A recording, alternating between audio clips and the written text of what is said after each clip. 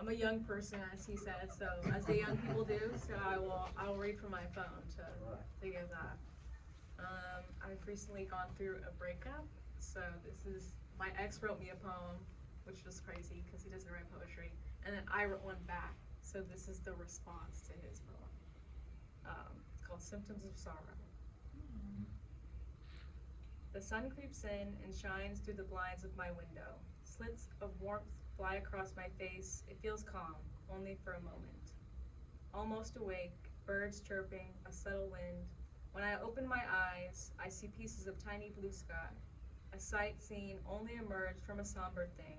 Dark, roaring clouds similar to the ones in my head. You were in my dreams again, and have been every night since. Everything comes and goes, I tell myself. 2 days on, 2 days off, like compressions on a chest, forced to switch every 2 breaths. I lay learning how to tame the gale of grief. Some days, anger burns a hole through my chest, just enough to scorch my soul, as it wilts like paper, caught up in the smoke, caving in on itself until it settles into dust. Some days I try to sweep it off my shoulders, go about my day, hoping that feeling will leave me in a better place.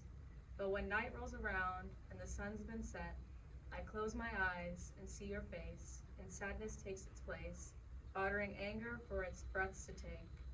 I remind myself of the birds, the sky, and the color of your eyes, and I try and try to find peace knowing you were mine, that our love was real during the good, bad, and in between, and that with time, the light will creep in again.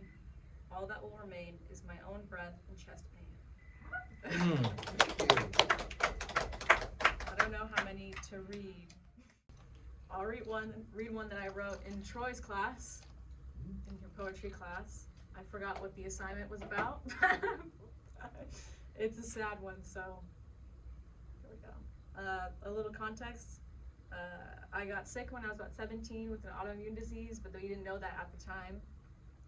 They misdiagnosed me with cancer to my face and with my mom. So this is just about that moment. Yeah, my 3rd poem I've ever written. Thanks, T. Thanks, T. It's called Thoughts and Prayers. I was born with the comfort of my mother's arms and the spirit of my father. Life had given itself to me, like a turquoise brooch sewn into my chest. The rise and fall of my breath was evident enough. I was alive. The sun rose and set each day. Slowly, the seasons changed. Days turned to months of being sick. It was growing in me each day, even while I lay in my shallow bed in overgrown skin, and I felt like I was being punished for sin. My mother and I wait in slow seconds, sitting frozen in steel chairs next to out-of-date magazines. Finally, a nurse called my name. With the heavy, scraped soles of my shoes, I walked to the door. The room with soulless and cold fever slowly wavering as chills swallowed the warm spots. The room filled with buzzing of the hospital lights and coughing of neighbors I will never know. Icy hands hold the swollen neck and hold my head high. The nurse asked for my symptoms: headache, fatigue, no sleep. The list went on for miles. It's best to run a few tests. I'm then told to strip, but I'm not sure what part of me is naked. A needle fangs deep in the ditch of my arm. After we are left with nothing but to wait, until the doctor came in with an unreadable face. She gave us our news just above a whisper. I'm sorry to tell you this, but it's cancer. My heart fell to my knees. My mother choked on her own speech. Tears fall from my eyes like decor off the walls of the home my childhood body lived in. The doctor left us alone after spoken words I couldn't absorb.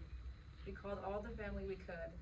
I had felt pain before, but nothing compared to the pain of hearing my brother's sorrow cry. My stomach was left to twist and torn as I wept, while my mother's face stood stark as stone. We waited for an ambulance to transport us to another hospital. I was burdened with the anchors of everyone's thoughts and prayers. Oh, nice. You have one more you want to read? I want to hear it. Okay. Thank you. She's on the agenda.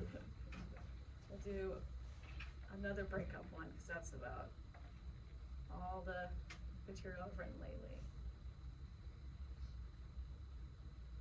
Well, maybe I wrote one about my younger self. Maybe I'll do that one. Alright.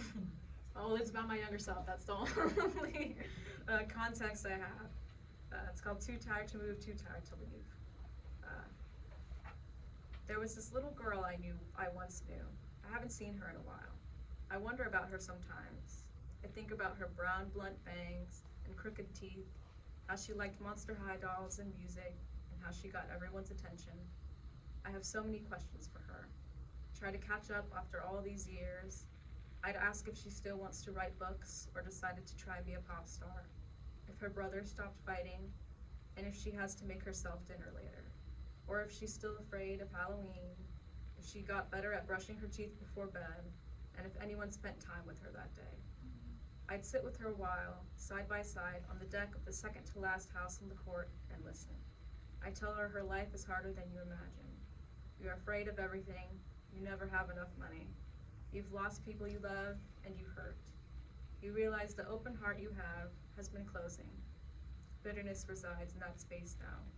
A little to the world, a lot to yourself, but I tell her that you still keep trying. Even when it doesn't feel good enough, I look for her sometimes. Once in a while, I think I spot her. I flow through crowds to try and get a glimpse. Then after each passing step, I realize she's gone, like the shadow of a ghost, lost but never found. I hope I find her one day. Thank you, Trystan. Bravo. Wow.